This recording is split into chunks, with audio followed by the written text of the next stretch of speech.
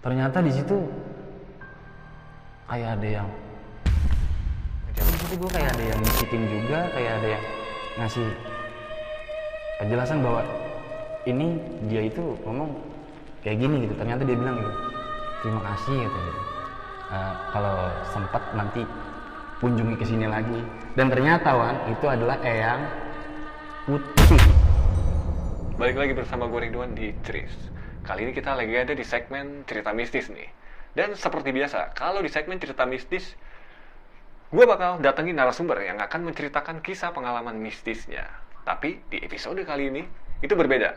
Karena gue bakal tanyain nih ke teman-teman kru Tris yang pernah mengalami kejadian horor pada saat eksplorasi gedung tua Engsun di Tasikmalaya, Jawa Barat. Dan gue mau informasiin lagi nih buat teman-teman, bagi lu yang punya pengalaman mistisnya dan mau kita bagiin di segmen cerita mistis berikutnya, teman-teman bisa langsung hubungi akun Instagramnya @trishunting yang udah gue sediain linknya di deskripsi. Yaudah, tanpa berlama-lama lagi, langsung aja kita fokusin ke ceritanya.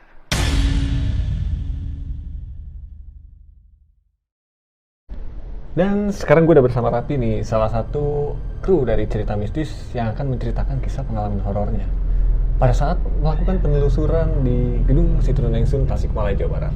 Langsung aja kita tanyain. Pi, jadi pengalaman horor apa nih yang lu mau bagiin ke kita-kita semua nih? Pada saat sampai ke gedung tua Engsun, Tasikmalaya, gue di situ udah kayak kerasa terpanggil gitu kan. Jadi sebelum masuk itu lu udah ngerasa terpanggil untuk ke tempat itu? Iya. Kayak sini, kesini dulu kayak gitu. Nah pada saat kita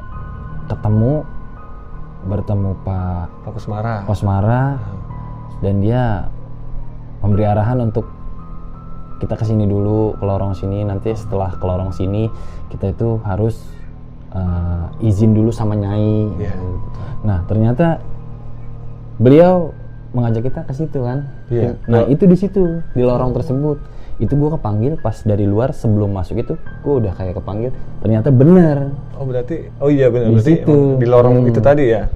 Nah tapi di lorong itu tadi lu ngeliat sosok-sosok yang bener-bener nampak nggak? kalau sosok gue nggak ngerasa ngeliat sama sekali.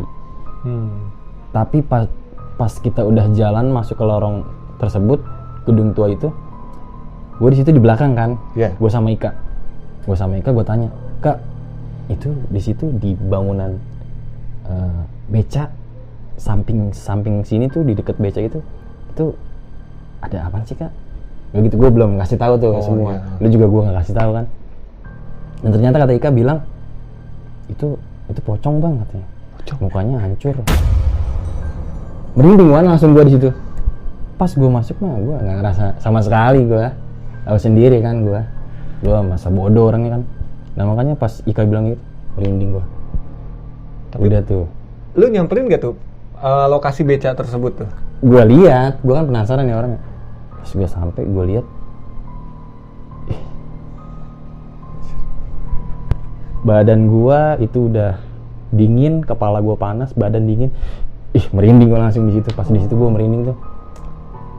Masuklah kan tuh kita ke situ, ke Nyai itu, katanya kata Pak Kosmara, izin dulu kita kalau mau kesini tuh kita izin dulu sama Nyai gitu. Sampai situ juga gue tetep tuh gue keliling-keliling kayak gitu. Gue lihat nggak ada sama sekali, ini sih nggak berasa sama sekali. Cuman awal pertama masuk doang tuh gue gitu.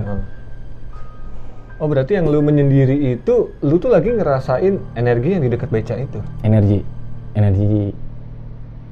Pokoknya kepala gue panas, badan gue dingin, gue merinding, terus gue di situ merinding. Udah tuh, gue juga kayak berat juga tuh. Tapi yang lebih parahnya Wan, yang tag kedua kita, yang hampir 3 jam itu kita. Oh berarti yang sore itu ya? Sore, ya. Pas sore kita tag kedua, itu di situ gue kaki Wan, gue ngerasain kaki gue berat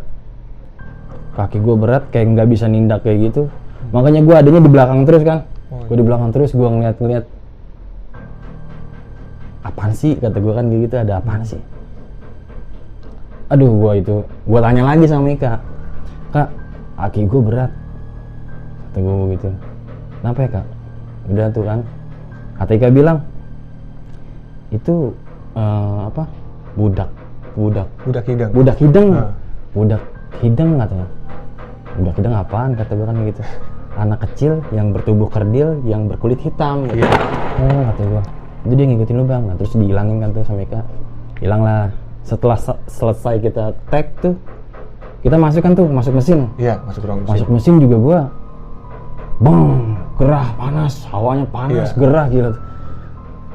Di situ sama gue juga keliling-keliling juga tuh, gue puterin juga, kata gue ada apa sih di sini.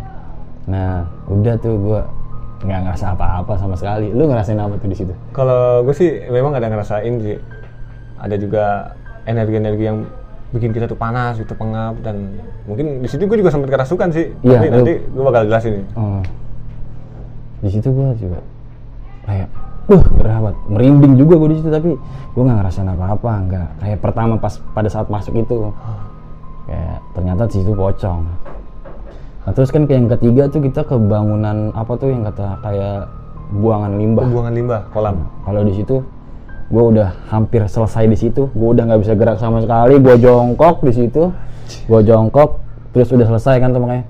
Tapi gue tetap semangatin temen-temen buat lanjut terus, jangan fokus ke gue gitu. Biar supaya ini video selesai gitu.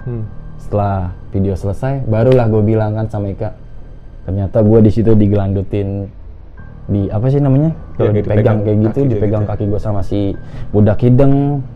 Di belakang gue banyak banget katanya yang nempel. Ya udah kan, selesai dari situ udah agak mendingan. Kita pulang ke balik ke stasiun Tasikmalaya. Sampai situ gue tidur. Setelah turun dari kendaraan roda 4 masih sama, ternyata dia menghampiri gue lagi, datang lagi, nempel lagi. Iya, dia sempat ngikut lu juga. Ngikut lagi bang, ternyata sampai stasiun. Terus ngikut lagi sampai stasiun, gue di situ juga muntah. Terus kepala gue pusing, badan gue panas lagi. Udah tuh gue, kuatlah gue, kata gue gitu kan, harus sampai rumah. Udah hilang juga tuh, sempat hilang, dibuang-buangin lah tuh semua katanya sama Ika. Buang-buangin sama Ika, der enek tuh gue tuh, enek, panas badan gue. Udah tuh langsung tuh gue makan kan, habis itu kan makan kenyang lah, tapi tetep masih enek gue. Udah naik kereta lah tuh, udah gue rasain aja tuh supaya teman-teman nggak fokus ke gue, takutnya teman-teman fokusnya ke gue. Ya udah sampai kereta, kita pulang, naik kereta dah tuh. Tertidur nih gue nih, tidur. Iya, tidur sama posisi. Pas gue tidur, gue kayak ngelihat cahaya gitu kan, terang banget.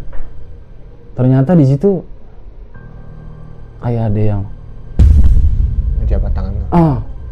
Kencang banget gitu kan. Pas itu kata gue, ini dia ngomong apa gitu, kata gue. Ternyata dia ngomong kayak bahasa apa sih, kalau gue nggak ngerti dah tuh. Bahasa Jawa kuno mungkin, pokoknya emang kayak gitulah, nggak jelas tuh kata gue. Tapi di situ gue kayak ada yang bisikin juga, kayak ada yang ngasih kejelasan bahwa ini dia itu ngomong kayak gini gitu. Ternyata dia bilang gitu, terima kasih kata gitu. Kalau sempat nanti kunjungi ke sini lagi.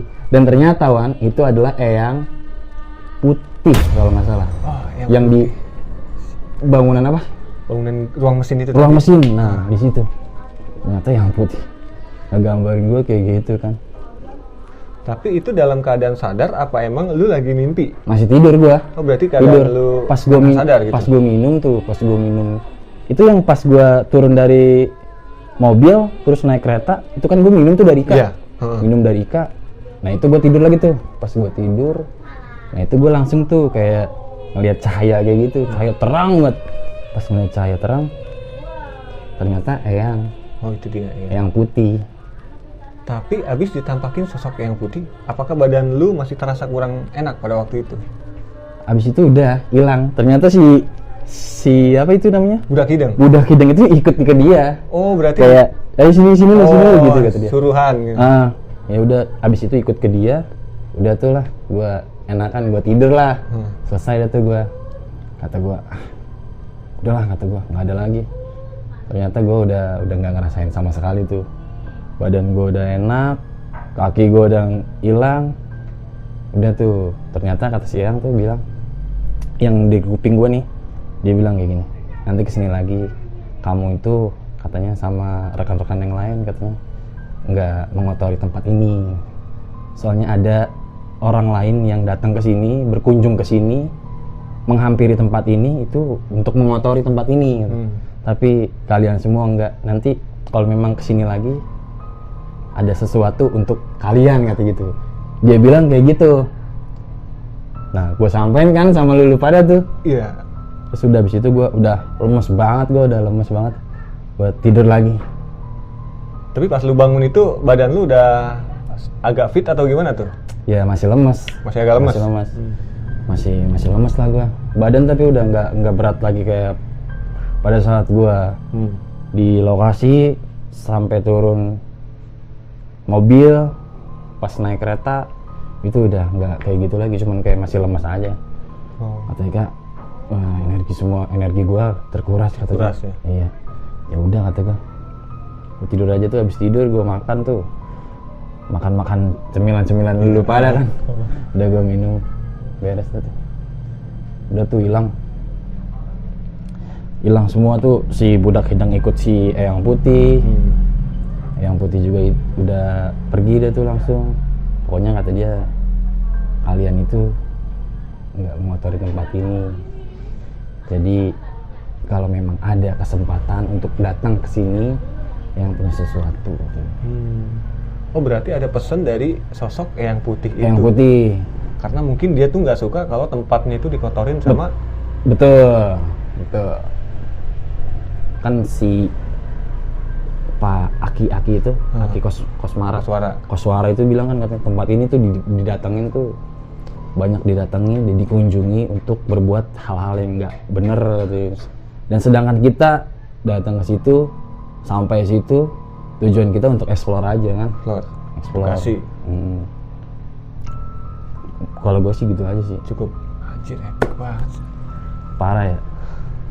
Gue pas lorong situ sih Wan, yang paling parah mah sama di bangunan mesin itu. Oh iya. Merinding parah badan. Samping ngikut juga. Itu budak hidang. Ya, jadi emang semua kru itu mengalami kejadian-kejadian horor yang berbeda-beda, dan mungkin nanti ada lagi kru dari tim cerita mistis yang akan menceritakan pengalaman horornya. Tetap pantengin.